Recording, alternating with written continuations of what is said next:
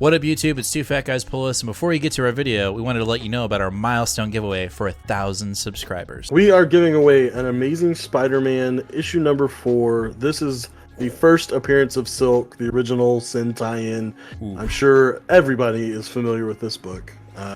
This is a CBCS 9.8. Oh, yeah. Yeah, so... Big boy.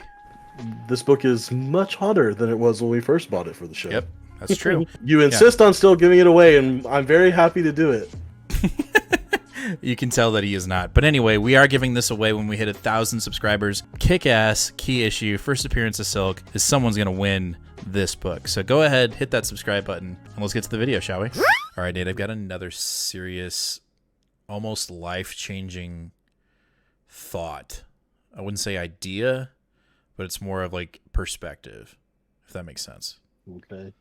Actually, last week was a pretty doozy, so yeah. All right. Right?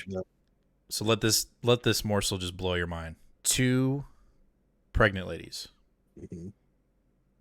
are boxing. Oh, that's okay. Just get past it. Does that make the 2 babies mech pilots? No, I think it does. I think it's like real life Gundam. It's not, because they're not conscious. You're not pilot. How would you? How do you know? How you don't know? You're not in there. You don't know what. You don't remember. When you're hungry, I'm not as a baby. When you're hungry as an unborn baby, Mm-hmm. what does the mom do? She eats. That's How do you know? I'm just saying. How do you know? sure, totally. That's what I thought. How do I know? You don't. We'll start the show. Oh, please. What up, YouTube? It's Two Fat Guys Pull Us, and we got another new Comic Book Day video for you for the week of April 6th. That is right. We are in April, and we've got, dare I say, a decent amount of X books. We've been kind of just sprinkled with 1 issues here and there. We've got a lot in this book. We even have some that aren't like, they're kind of like, they're X-Men books, but they're not. So we've got some books in there that, you know, we're getting back to our roots. That's all I'm saying. That's Destiny of X is officially here. It is. It quite is. Let's get it started. So we always kick out the show with our X-Men books. We're going to start it off with X-Men Red, issue number 1 from Al Ewing. Surprise, if you read Immortal X-Men, Magneto is going to be making a regular appearance, it would seem, on X-Men Red. We've got cosmic shit going on in this book. I am ready. I'm ready. If we get one panel on Earth in this book, I'm throwing it in the fire. Only space. Well, don't do that. Don't do that. I mean, I'm so excited for space. I just want only space. I want Shi'ar and Kree, and we can even bring some symbiotes in here, since I think the Eddie's floating around in space or some shit. I don't know. I quit reading that after the first issue, but the biggest thing that I have, and it's the intriguing thing, is because it's mentioned in Immortal, is this, and we've seen it, is Abigail Brand. You know, she apparently is going to be, maybe she is the great betrayer. We don't know. We know she's working with Orcus, but to what end? Is she doing it to cripple the mutants' enemy, or what? We don't know. She plays for herself, so we don't know. You know, I am very intrigued with that storyline. Yeah, I am too, to a certain extent. By the time we got to the revelation that she was an Orcus, I was like, okay. And then I don't know what it is, but seeing her still puttering around, I'm just like, I don't know. I feel like we've got enough bad guys. We don't need to be worrying about someone who's supposed to be at the forefront of the goodies is now a baddie. And regardless, I'm sure all of that stuff was set up by Al Ewing, so I mean, it's going to appear in here too. She's right here on the cover, so yeah. I will take a cue from her in the last issue of Sword, which is double, triple, if not quadruple agents. So we will see. It's true. I also like that we have Stefano Casilli on the art on this book too. I enjoyed his art since Empire. So nice. All right, next up, we've got Marauders issue number 1, our first Marauders book outside of the annual from Orlando. The new team has been constructed We'll see if they continue to piece it together. I would assume we'll get a couple pages of like, here's the team, la la la. Fine, whatever. Mhm. But I was impressed with the annual. So I just hope this book gets back to its roots, which is going out throughout the earth, getting mutants that don't have access to gates and getting them to Krakoa, make more mutants, right? And smuggling drugs, the Krakoan drugs, to nations that need it most. That's my hope and dream for the book, is to get back to that, because that was really cool, and we kind of just fluttered off into a certain direction because of events, essentially. Yeah, it seems like we're both getting if we are getting that right off the bat, it's going to be in an obscure way, but maybe a good one, because it looks like we're heading off to the Shi'ar pretty quickly. Heading out into space. Love space. Love Shi'ar. Yes, please. But let's just hope that it's. I do hope it's what you're saying, and we get back to the roots of what this book originally was. And I also say the team that we have currently constructed in the Marauders, I am very intrigued. I mean, I love that we still have Bishop, but Psylocke is there. We've got, I can't remember. I know we have Tempo. We have someone from. We have two characters from. What was the book? The murder investigation book. Oh my God, it's fleeting. X Factor. X Factor. We have two characters from X Factor who have love interest, which is cool. And then we have obviously we have Kate, but then we have the new mutant that was introduced in, I want to say, the Marvel Pride issue. It was a Marvel Pride. Yeah, it's Somnus. So very exciting. I'm very excited for this book.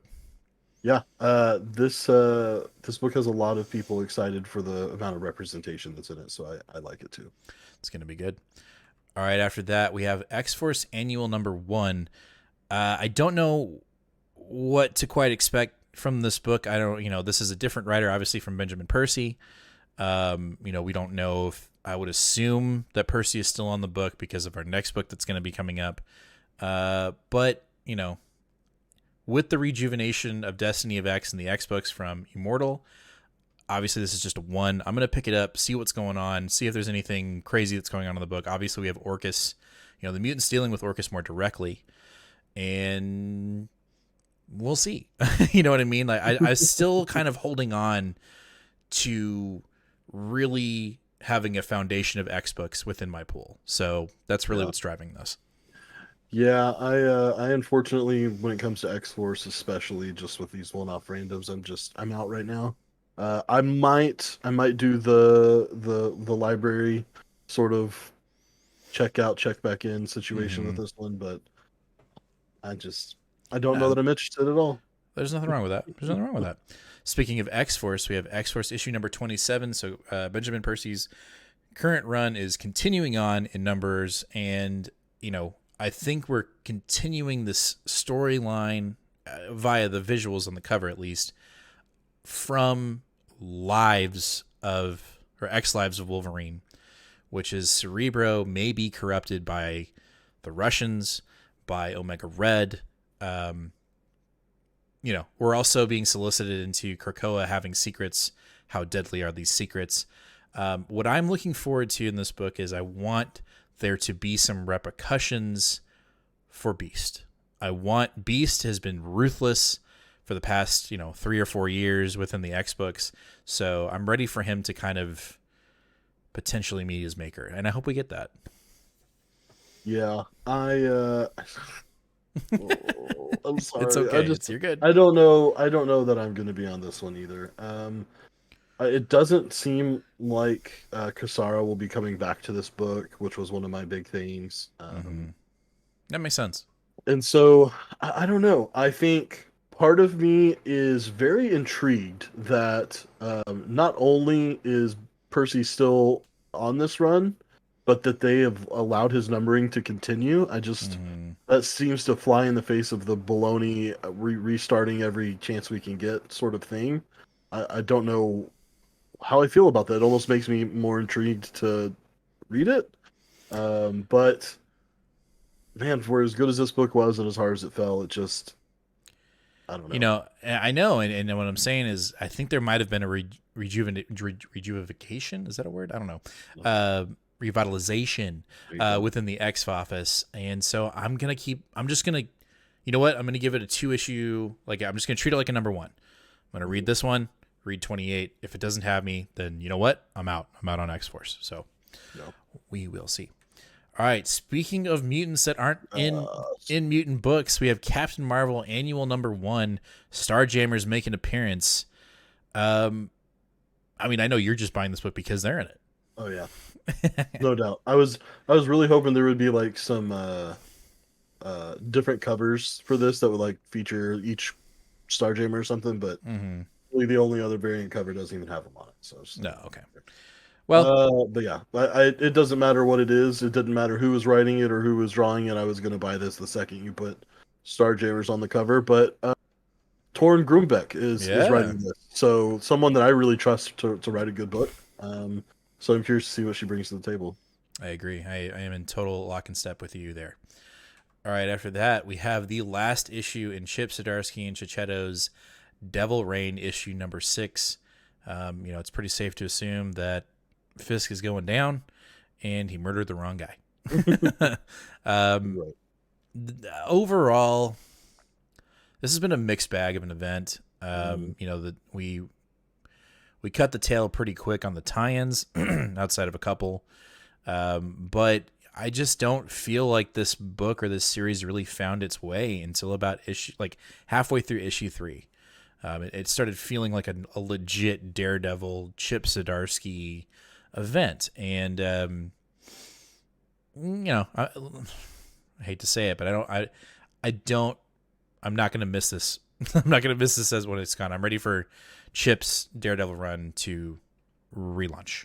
Yeah, I feel very similar about this event as I do Donny Cates's King in Black. It's not the worst thing that ever, but it just isn't quite the ending I was hoping for this run. And luckily, unlike Donny Cates's Venom run, we're getting a part 2 of the Chip and Chichetto run. So hopefully, we can just all say, okay, Devil's Run is done, and let's see where we go from there. Yeah, for sure. All right, jumping into Slott's Reckoning War, Fantastic Four, issue 42. Things have been heating up in the Reckoning War. This has actually been one of the better Marvel events. And we say it every time this book is popping up during the Reckoning War. I feel like we need more time to flush out what we're doing here. And I'm sure when it ends, we're like, you know what? That was perfect. But because it's so rich in Marvel history, I think we could have had at least 1, maybe 2 tie-ins, maybe. I don't know. I'm just saying. Yeah, it does feel, interesting that this is essentially not really a event so much as it is just an arc in Dan Slott's run. But I've been enjoying it. I think it's good. I like the rich amount of continuity that is being juggled around here, and it seems like I bet you this issue will probably be one of your favorites because it looks like She-Hulk's going to be front and center for at least according to the solicitation. I can dig it. Next up, we got Moon Knight issue #10. This has been a fantastic book. McKay has been killing it. I think this book is perfect for anybody, like when the Moon Knight show, which has debuted, ends and it's been established. Moon Knight as a character in the MCU has been established. People need to go to #1 and pick this book up and read it. And just it's like a straight up pickup from there. Like everything's been resolved in the sense of personality, I guess. Like it seems like Moon Knight has it together, and we're dealing with all of that construct within this series. So I feel like after the show, go pick up the volume 1 or this first 6 issues in a graphic novel to read this. I highly recommend it. Yep, I do too. And again, I feel like I always am the art picker outer, but I did not know who Capuccio was before this book came around, and I feel like this book couldn't be A+ tier without his art. It could be A. It could be A written art or A written A just by the writing. But what makes it A+ to me is the art as well. Which I agree. His style just lends to what my personal identity of Moon Knight looks like now. So I like it. Yeah. Anytime he's not on the book, I get sad. Yeah, I agree. All right. Speaking of She-Hulk, we have She-Hulk issue #3 from Rainbow. We're only 3 issues in. this Jack of Hearts thing, I just didn't see it coming. You know, I've heard hints of this character before. Mhm. Ron at the shop is like, "Go get a Jack of Hearts," and we're like, all right. And now, like, I do a freaking deep dive on the wiki, and he is, well, he's crazy. Like, he is just, that is a crazy character, and he's in Reckoning War, he's in She-Hulk. Um, you know, issue 2 did a really good job of setting the hook once again. And I have no doubt that issue 3 is going to do the same thing. We've got somebody playing behind the scenes, messing with Jack of Hearts and potentially She-Hulk. I'm here for it. I love this cover. I'm not going to say it's my potential pick of the week, but maybe. Yeah, this is one that I have settled that it's just unfortunately not going to work for me on single issues, but if I can get enough rally, maybe I'll pick up the trade. You heard it here, folks. In the comments, rally the bell. Make sure Nate picks it up. Say it down in the comments. Let's get it done. All right, after that, we've got a new #1 Spider-Punk, issue #1, dealing with the Spider-Verse yet again. I've always been intrigued. I've never read anything with this particular character within the Spider-Verse, but I've always wanted to. You know, this is I think a 5-issue mini. I'm giving it a shot. You know, I will be reading the current, you know, the new Spider-Man when it comes out from Spurrier? No. Zeb Wells. Zeb Wells, which, you know, more and more things are starting to come out about that, which I'm starting to get really psyched about. Specifically the spoiler about Ben Reilly becoming a new villain. So yeah, you didn't hear about that, did you? No, Yeah, Marvel literally spoiled the last issue in the Beyond run, and they're like, we can't hold it in. And Ben Reilly is becoming a new villain, and it's pretty fucking dark. oh, But well, okay. let's talk about this. I'm excited about this. I want to read it. I am at heart, outside of X-Men, a very big Spider-Man fan, so I want to check it out. It looks rad. Yeah, I think this is a little too peripheral for me personally, since I'm not a big Spider-Man Right. fan. But I get that. all right. Totally get that. All right, let's jump into DC with our one and only DC book. What is going What in on? the world? Uh, DC, what are you doing? Batman issue 122, Shadow War Part 2, because we technically already had an issue with Alpha, which I guess that's part 1. So Yeah. here's part 2. You know, interesting, very interesting. As even though I'm not invested in Deathstroke Inc. Mhm. Obviously, it's very pivotal with what's going on in the book.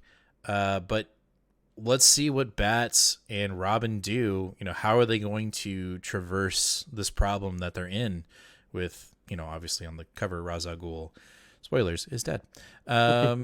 You know, there's an all-out war. There's an all-out, it's literally a shadow war. So, I don't know. I don't know how I feel about it. I am, if I gave my excitement level a grade, I would say it's a solid B. And it's just because I know what's coming, right? Mhm. At 125. So I kind of just Right. want to get there. Get there. Yeah. In that respect, while putting it into the frame of the Batman book, I agree. Uh, Lee got me a little excited at the shop about this, talking about how good Shadow War Alpha was, and so Mhm. yes, I am a little bit more excited about the event overall. But when it comes to the Batman books, I think we're all pretty much excited for 125. Let's see Chip's Batman. Let's get Chip on there. Yeah. But no, Shadow War Alpha was very good. It did read like a movie, which I was very impressed with. Like, it flowed very well. But let's get to Chip. All right, let's jump into our independents. We have New Masters, issue #3 from Shobo.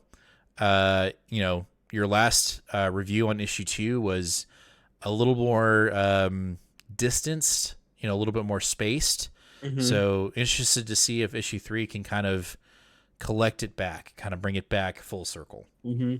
Yeah, a lot of the things that I liked about issue 1 were the same.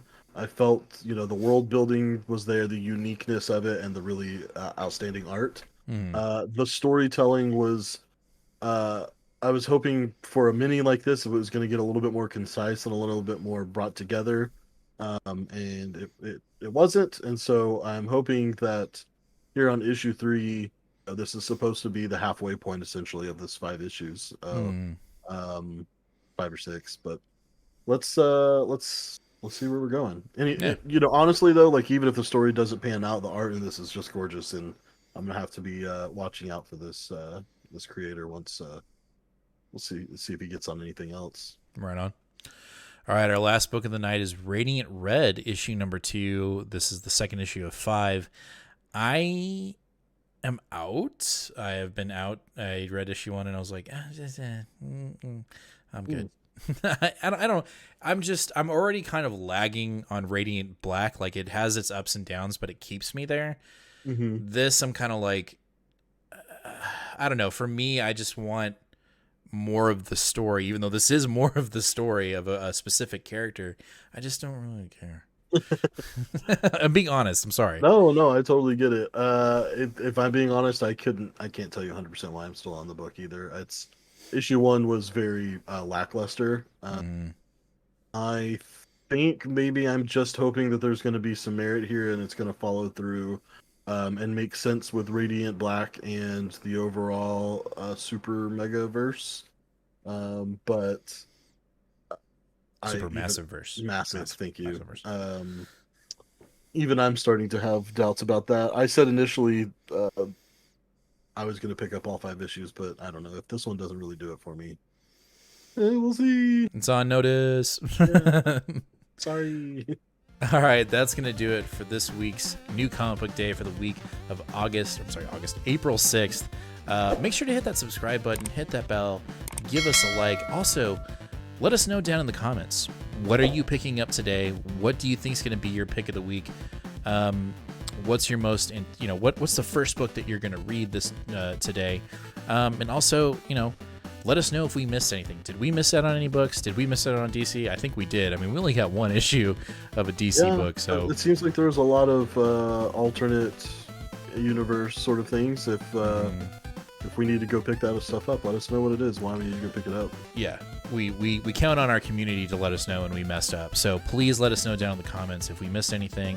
And we'll see you guys live here on YouTube, 8 o'clock Central Standard Time. There is a bit of a note. I will be doing a solo show this week because Nate will be in Mexico doing a wedding. So I will not be doing the wedding. You'll be at the wedding, but I think it'd be cool if I was like officiating it. That'd be nice. You should work on that. You should get that done. Yeah, anyway, so this Sunday, 8 o'clock Central Standard Time, it'll be just Jim. We'll work through this. Obviously, those 2 independents at the end probably will not be on because I am not reading those books.